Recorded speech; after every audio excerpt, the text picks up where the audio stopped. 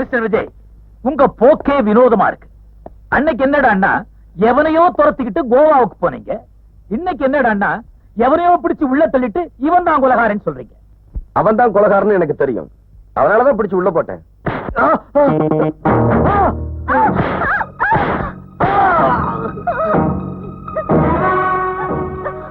ஊமை, அழுது பிரயோஜனம் இல்ல.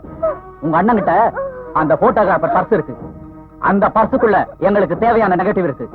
அதை கொண்டு வந்து கொடுத்துரு, இவன் விட்டுறோம். நீங்க அவனை கொலகாரன் சொல்றீங்க. ஆனா அவனுடைய லாயர், அவர் பெரிய பிசினஸ் மேன், சமுதாயத்துல உயர்ந்த அந்தஸ்து உள்ள பெரிய மனுஷன் சொல்றாரு. எவன் சார் பெரிய மனுஷன்? தன் கடத்தல் கும்பல புடிச்சிட்டாங்கிறதுக்காக கமிஷனர் நீதி மாணிக்கத்தை மூல சதுர மாதிரி சுட்டு கொண்டானே, அவனா பெரிய மனுஷன்? தன்னை பத்திரம் உண்மைகளை கோர்ட்ல சொல்ல போறாங்கிறதுக்காக அப்புறம் ஒரு மாரிமுத்துவ நடு ரோட்ல சுட்டு கொண்டானே, அவனா பெரிய மனுஷன்? அந்த கொலைய கண்ணால பார்த்தாங்கிறதுக்காக அந்த போட்டோகிராஃபரை கொண்டானே, அவனா பெரிய மனுஷன்? சார், என் கண்ணு முன்னாடி என் மனைவிய வெடி வச்சு எரிச்சு சாம்பலாக்கனானே, அந்த கொலவர் பிடிச்ச மிருகத்தையா நீங்க பெரிய மனுஷன் சொல்றீங்க?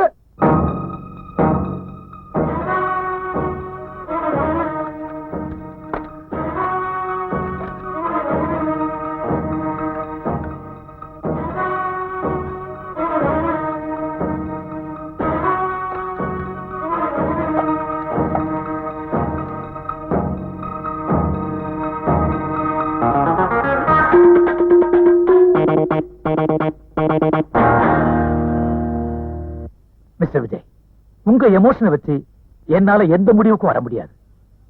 ஆதாரம் இல்லாம அவனை அரெஸ்ட் பண்ணது தப்புன்னு அவனோட லாயர் நம்ம டிபார்ட்மெண்ட்டுக்கு நோட்டீஸ் அனுப்பிச்சிருக்கானே, இதுக்கு என்ன சொல்றீங்க? ஆதாரம் இல்லாம இந்த விஜய் எந்த ஒரு காரியத்தையும் செய்ய மாட்டான் சார்.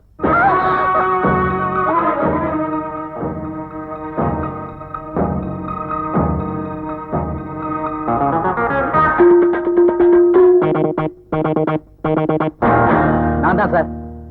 நெகட்டிவ் கைக்கு வந்தாச்சு. சொல்லுங்க, உங்ககிட்ட என்ன ஆதாரம் இருக்கு? என்கிட்ட இருக்கிறது சாதாரண ஆதாரம் இல்ல சார். அந்த கொலைகாரன் யாரு, கமிஷனர் எங்க இருந்து ஷூட் பண்ணா, எந்த தேதியில ஷூட் பண்ணா, எத்தனை மணிக்கு ஷூட் பண்ணா, இது எல்லாத்துக்கும் என்கிட்ட ஆதாரம் இருக்கு சார். நான் ஏற்கனவே ஏசிபி சார்ட்ட அதை கொடுத்துட்டேன். அந்த கொலைகாரனை எல்லாருமே பார்க்கட்டும். காட்டுங்க சார். சார், இது சுடப்பட்ட கமிஷனருடைய போட்டோ இல்லையா விஜய்? Yes sir. இது சுட்டவனுடைய போட்டோ இல்லையா? Yes sir. மிஸ்டர் விஜய், இந்த போட்டோவில் இருக்கிறவன் தான் கொலைகாரன் சொல்றீங்களா? கண்டிப்பா.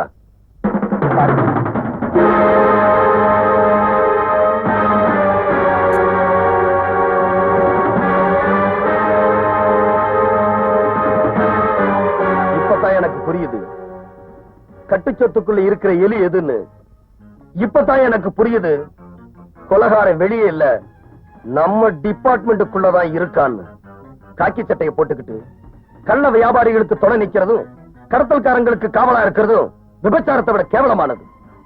அவனுக்கு போடுற லஞ்ச காசுக்காக கடமைங்கிற உடைய அடகு வைக்கிறத விட உன் பொண்டாட்டிய கூட்டி கொடுத்து பொழப்பு நடத்தலாமேடா. Mister Vijay, behave yourself. படிக்காதவங்க மாதிரி நடந்துக்கிறீங்களே.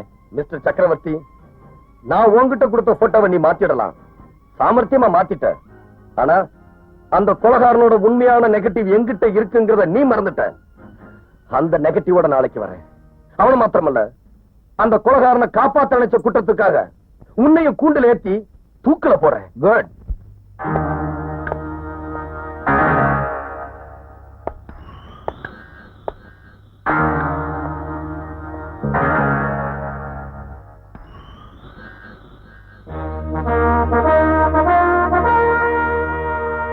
மாடியோ சக்கரவர்த்தி, எப்படி நம்ம ரூட்?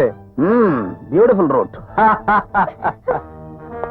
ரவி, நெகட்டிவ் பிரிண்ட் போட அனுப்பியிருக்கோம். டைகர், டைகர், அந்த பொண்ணு நம்மளை ஏமாத்திட்டான்.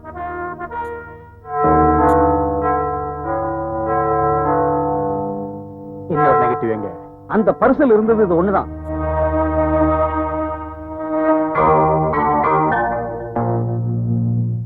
சக்கரவர்த்தி ஏமாந்துட்டான்.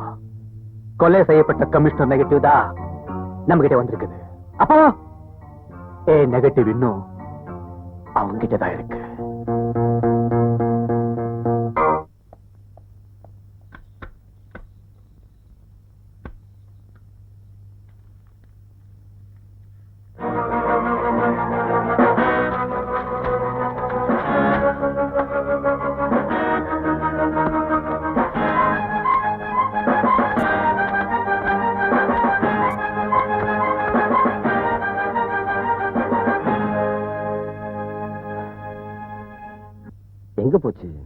சார்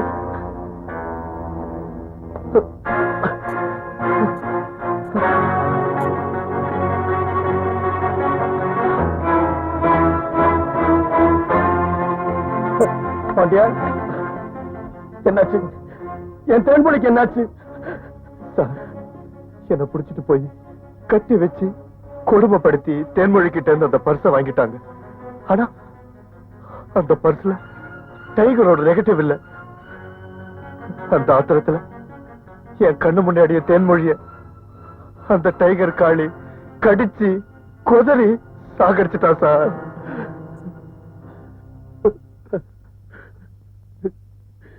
மடி தேன்மொழி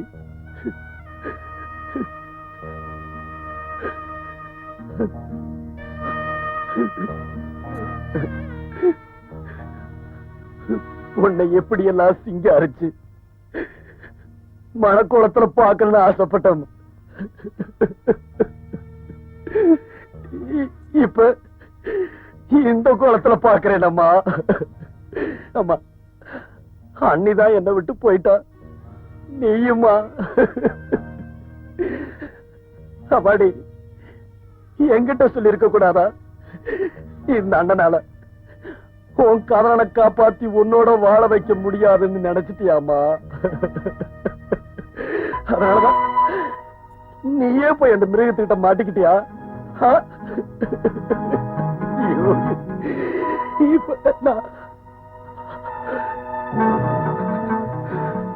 பண்டியா, அந்த காளி இப்ப எங்க இருக்கான்?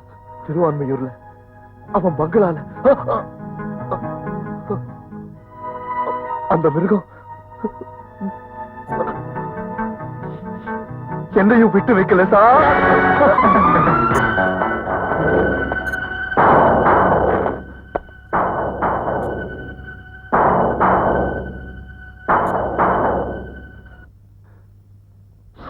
உன்னை அரெஸ்ட் பண்றேன். எதுக்குன்னு கேட்கலையே, வெட்ட கொலை பண்ணிருக்க. அதுக்கு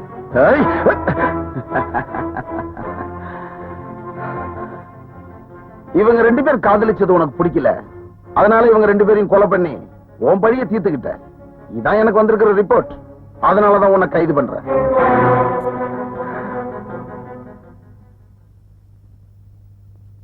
கவலைப்படாத ரேகா, நீதிக்காக போராடுற அத்தனை பேருக்கும் இப்படி ஒரு சோதனை வரத்தான் செய்யும்.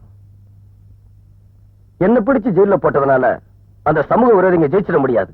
நிச்சயமா உங்க வெற்றிக்கு யாராலையும் அனுப்பட முடியாது, எனக்கு தெரியும். ஆனா அந்த ஏசிபி சக்கரவர்த்தி உங்களை அரெஸ்ட் பண்ணானே, அது எப்படி? கமிஷனர் சுட்டுக் கொன்ன அந்த கொலைகாரனுக்கு இந்த சண்டாளன் காவலா இருக்கான். அவனை நான் உள்ள பிடிச்சு போட்டக்கூடாதுதான் இவன் என்ன பிடிச்சு உள்ள போட்டான். ஆனா ரேகா, எனக்கு ஒரு விஷயம் தான் புரியல. தேன்மொழி கொண்டு போய் கொடுத்த பர்ஸ்ல அந்த கொலைகாரனோட நெகட்டிவ காணோம்னு சொல்றாங்களே, அப்போ அந்த நெகட்டிவ் எங்க போயிருக்கும்? அது நம்ம வீட்டுல தான் இருக்கணும். அதை எப்படியாவது தேடி கண்டுபிடிச்சு அந்த ஆதாரத்தை வச்சு உங்களை குற்றவாளி இல்ல நிரூபிக்கிறேன். அந்த நெகட்டிவ்ல தான் அவங்க அத்தனை பேரோட தலையெடுத்து அடங்கி இருக்கு. அது மட்டும் கிடைச்சிருச்சுன்னா இந்த அடிபட்டவங்க சிறக்கம்பிகளை உடைச்சு வெளியே வரும். நாட்டையே அழிச்சுக்கிட்டு இருக்க அந்த குள்ள நரிகளை பிடிச்சு குறவளைய நெரிச்சு ரத்தத்தை குடிக்கும். எதுக்கு இனிமே நீ ஜாக்கிரதையா இரு, வீட்டுல இருக்காது. ஜெயக்குமார், நீ ஜெயிலர், நான் அசிஸ்டன்ட் கமிஷனர். நம்ம திட்டப்படி எல்லாம் நடந்துட்டா நான் கமிஷனர் ஆயிடுவேன். அடுத்த நிமிஷம் நான் ஜெயில் சூப்பரண்ட் ஆயிடுவேன். ஜெயிலுக்குள்ள இருக்கிற சிஐடி விஜய் வெளியே வரக்கூடாது. கவலைப்படாதீங்க, அத நான் பார்த்து பிரயோஜனம் இல்லையா? அவனை தீர்த்து கட்டணும். ஓகே. வெளியே இருக்கிற பொட்ட கழுதைய டைகர் ரூட் வேற. நெகட்டிவ் ரகசியம் தெரிஞ்சவங்க ரெண்டே பேர்.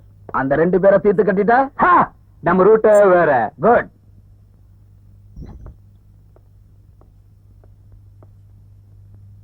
ஜக்கு,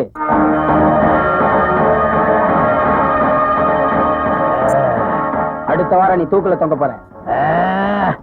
நான் சொல்றத கேட்டா நீ உயிரோட வெளியே போயிடலாம். என்ன செய்யணும்? 16 பேரை கொலை செஞ்சுட்டு நீ உள்ள வந்திருக்க. இன்னும் ஒருத்தனை கொலை செய்யணும். யார? கைதி விஜய.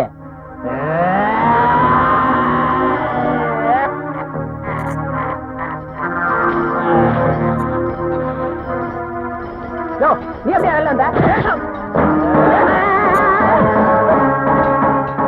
வணக்கங்க. கும்பிடணுங்க.